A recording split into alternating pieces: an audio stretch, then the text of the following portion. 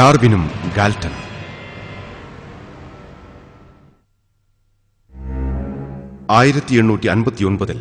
ഇംഗ്ലണ്ടിലാണ് the origin of species എന്ന പുസ്തകം പ്രസിദ്ധീകരിക്കപ്പെട്ടത്. തന്റെ പുസ്തകത്തിൽ ഡാർവിൻ ജീവന്റെ ഉൽപ്പത്തിയെക്കുറിച്ച് വിശദീകരിക്കുവാനും എല്ലാ ജീവജാലങ്ങളും ഒരു പൊതുപിതാമഹനിൽ നിന്ന് പരിണമിച്ചുണ്ടായതെന്ന് സിദ്ധാന്തിക്കുവാനും ശ്രമിച്ചു. ജീവജാലങ്ങൾക്കിടയിൽ നിലനിൽപ്പിനു വേണ്ടിയുള്ള സ്വാർത്ഥവും നിഷ്ഠൂരവുമായ സംഘട്ടനം നിലനിന്നിരുന്നു എന്നതായിരുന്നു മറ്റൊരു അവകാശവാദം.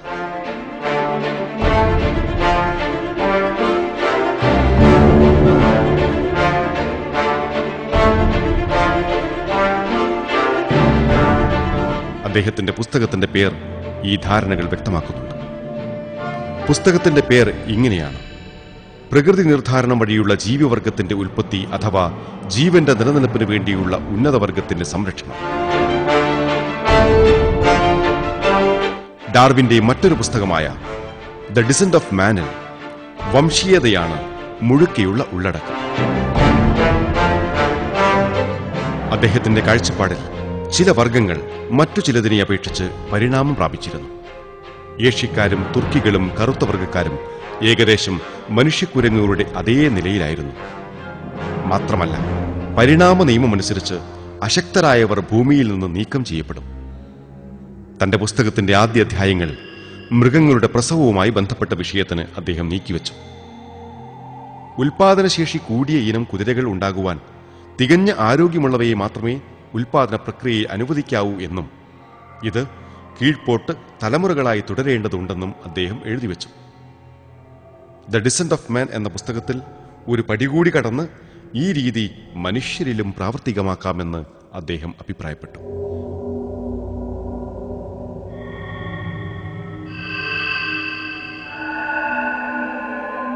മനുഷ്യനെ മൃഗങ്ങളുടെ വർഗത്തിൽ പരിഗണിച്ചിരുന്ന ഡാർവിൻ അവരെ കൂടുതൽ മികവുറ്റവരാക്കുവാൻ മൃഗങ്ങൾക്ക് ബാധകമായ ഇതേ രീതി ഉപയോഗിക്കാവുന്നതാണ് എന്ന് കരുതി. ഡാർവിന്റെ ഈ ധാരണകൾ പൂർണ്ണമായും തെറ്റാണെന്ന് പിന്നീട് തെളിയിക്കപ്പെട്ടു. പക്ഷേ അക്കാലത്തെ ശാസ്ത്രത്തിന്റെ പ്രാകൃതാവസ്ഥ കാരണം കുറഞ്ഞ ആളുകൾക്ക് മാത്രമേ ഇതറിയാമായിരുന്നുള്ളൂ.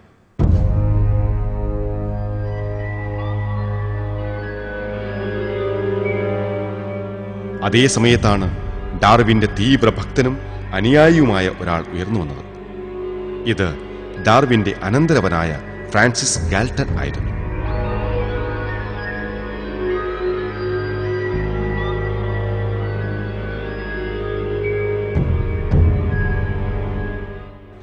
മെമ്മറീസ് ഓഫ് മൈ ലൈഫ് എന്ന തന്റെ ആത്മകഥയിൽ അദ്ദേഹം ഇങ്ങനെ എഴുതി: 1859 ദ ഒറിജിൻ ഓഫ് സ്പീഷീസ് എന്ന ചാൾസ് ഡാർവിന്റെ പുസ്തകത്തിന്റെ പ്രസിദ്ധീകരണം പൊതുവായി ജനങ്ങളുടെ ചിന്തയെ നിർണയിച്ചതുപോലെ എന്റെ മാനസിക വികാസവുമായി ബന്ധപ്പെട്ടും ഒരു സുപ്രധാന കാലഘട്ടമായിരുന്നു.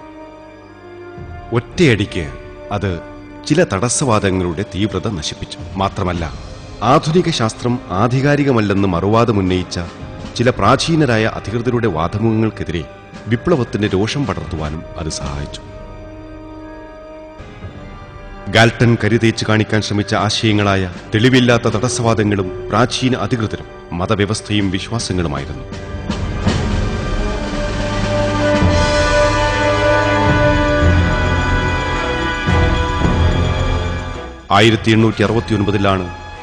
ഹെറിഡിറ്ററി ജീനിയസ് എന്ന പുസ്തകത്തിൽ ഗാൽട്ടൺ തന്റെ വർഗപരമായ ആശയങ്ങൾ പ്രസിദ്ധീകരിച്ചത്.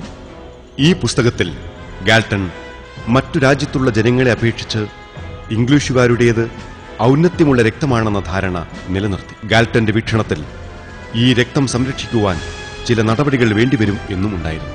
ഇങ്ങനെ ഏറ്റവും ശ്രേഷ്ഠമായ മനുഷ്യവർഗം ഉണ്ടാക്കിയെടുക്കാം.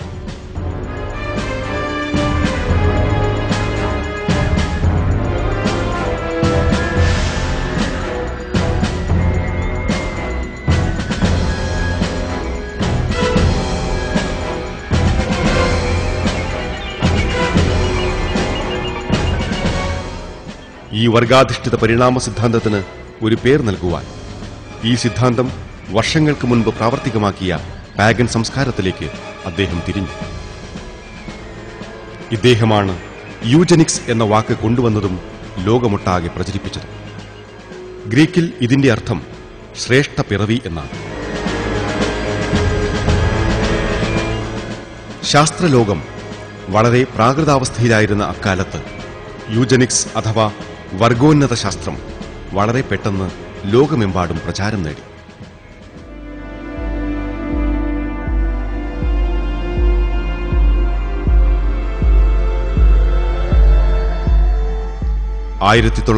ിൽ ലണ്ടനിലെ യൂണിവേഴ്സിറ്റി കോളേജിന്റെ സ്റ്റാറ്റിസ്റ്റിക്സ് വിഭാഗത്തിന് കീഴിൽ യൂജനിക്സ് വിദ്യാഭ്യാസ സൊസൈറ്റി രൂപീകരിക്കപ്പെട്ടു.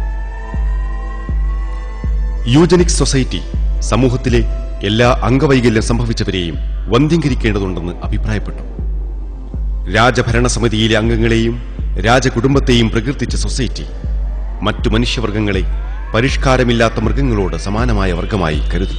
ഈ സംഘടനയുടെ ഒരു സജീവ പ്രവർത്തകനും 1911 മുതൽ 1928 വരെ ഇതിന്റെ പ്രസിഡന്റുമായിരുന്നു ചാൾസ് ഡാർവിന്റെ മകൻ ലിയോൺ ഡാർവിൻ.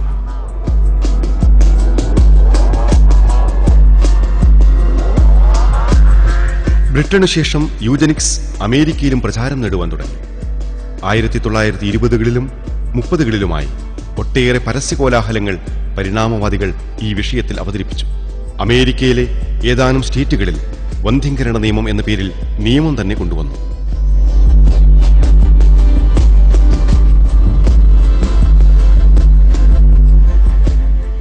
യൂറോപ്പിൽ ഇതിന് സമാന്തരമായി പുതിയ സംഭവവികാസങ്ങൾ അരങ്ങേറി. പക്ഷേ ഈ സംഭവ പരമ്പരകൾ തുടർന്നുള്ള നാളുകളിൽ ഒരു അവിശ്വസനീയമായ കശാപ്പായി മാറുമെന്ന് ആ സമയത്ത് ആരും തന്നെ കരുതിയിരുന്നില്ല. പാഗൻ ആദിമനിവാസികൾ തുടക്കമിട്ട ചാൾസ് ഡാർവിന്റെയും അനന്തരവനായ ഫ്രാൻസിസ് ഗാൽട്ടന്റെയും ശ്രമഫലമായി ശാസ്ത്രത്തിന്റെ ആവരണമണിഞ്ഞ് ലോകമാകെ പ്രചാരം നേടിയ യൂജനിക്സ് യഥാർത്ഥത്തിൽ മനുഷ്യവംശത്തോട് കൊടിയ അപരാധമാണ് ചെയ്തത്. വിപുലമായ പ്രചാരണ പ്രവർത്തനങ്ങളുടെ ഭാഗമായി 1920കളിൽ അമേരിക്കയിൽ നിർമ്മിക്കപ്പെട്ട വന്ധ്യംകരണ നിയമങ്ങൾ ഇന്നത്തെ പൗരസമൂഹം വർഗീയതയുടെ വഷളൻ ഉദാഹരണമായാണ് കാണുന്നത്. അതുമാത്രമല്ല ഇക്കാലത്ത് തെളിയിക്കപ്പെട്ടത് യൂജനിക്സ് എന്ന സിദ്ധാന്തം ഒരു അന്ധവിശ്വാസമാണെന്നും അത് ശാസ്ത്രീയ വസ്തുതകൾക്ക് നിരക്കാത്തതാണെന്നുമത്രേ. സമീപകാലത്ത് നടന്ന ഹ്യൂമൻ ജനോം പദ്ധതി വിവരിക്കുന്നത് വർഗങ്ങൾക്കും വ്യക്തികൾക്കുമിടയിലെ ജനിതക വ്യത്യാസങ്ങൾ നന്നേ കുറവാണെന്നും ഇവയുടെ അടിസ്ഥാനത്തിൽ ഏതെങ്കിലും പ്രജനന നയം രൂപീകരിക്കുവാൻ ശ്രമിക്കുന്നത് ശുദ്ധ അസംബന്ധവുമാണെന്നാണ്. എല്ലാ മനുഷ്യവർഗങ്ങളെയും സമഭാവനയിൽ ദൈവം സൃഷ്ടിച്ചതാണ്. ഖുർആനിൽ സ്രഷ്ടാവ് ഇങ്ങനെ പറയുന്നു: ഹേ മനുഷ്യരെ, തീർച്ചയായും നിങ്ങളെ നാം ഒരാണിൽ നിന്നും ഒരു പെണ്ണിൽ നിന്നുമായി സൃഷ്ടിച്ചിരിക്കുന്നു. നിങ്ങൾ അന്യോന്യം അറിയേണ്ടതിന് നിങ്ങളെ നാം വിവിധ സമുദായങ്ങളും ഗോത്രങ്ങളും ആക്കുകയും ചെയ്തിരിക്കുന്നു. തീർച്ചയായും ദൈവത്തിന്റെ അടുത്ത് നിങ്ങളിൽ ഏറ്റവും ആദരണീയൻ നിങ്ങളിൽ ഏറ്റവും ധർമ്മനിഷ്ഠ പാലിക്കുന്നവനാകുന്നു. തീർച്ചയായും ദൈവം സർവജ്ഞനും സൂക്ഷ്മജ്ഞാനി. അശക്തരെയും പാരമ്പര്യ രോഗങ്ങളുള്ളവരെയും സ്നേഹവും കാരുണ്യവും നൽകി പരിലാളിക്കുകയും സംരക്ഷിക്കുകയും വളർത്തുകയും വേണ്ടതുണ്ട്. മതപരമായ മൂല്യങ്ങളടങ്ങിയ കടമയെന്ന നിലയിൽ നമുക്ക് ദൈവം കാണിച്ചു തന്ന ഈ വഴികൾക്ക് പകരമായി 20ാം നൂറ്റാണ്ടിന്റെ ആരംഭത്തിൽ പാശ്ചാത്യ ലോകം പാഗാനിസത്തിന്റെയും പരിണാമ സിദ്ധാന്തത്തിന്റെയും സന്തതിയായ യൂജനിക്സിലേക്ക് തിരിഞ്ഞു. പാഗൻ പരിണാമ സിദ്ധാന്തം നയിച്ച ഈ കാട്ടാളത്തത്തിന്റെ വ്യാപ്തി നമുക്ക് ജർമ്മനിയുടെ ചരിത്രം പരിശോധിക്കുമ്പോൾ വ്യക്തമാവും. ഇതിന് സമീപകാലത്ത് ജർമ്മനിയിലുണ്ടായിരുന്ന വീക്ഷണങ്ങളുടെ പിന്നിലെ വ്യക്തികളെ നമുക്ക് പരിശോധിക്കേണ്ടതുണ്ട്.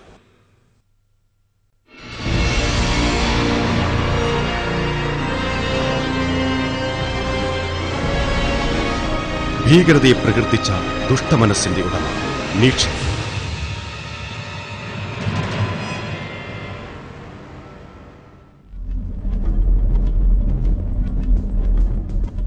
ഫാഷിസത്തിന്റെ അടിസ്ഥാന പ്രമാണങ്ങൾ രൂപീകരിച്ചു വരുന്ന കൂട്ടത്തിൽ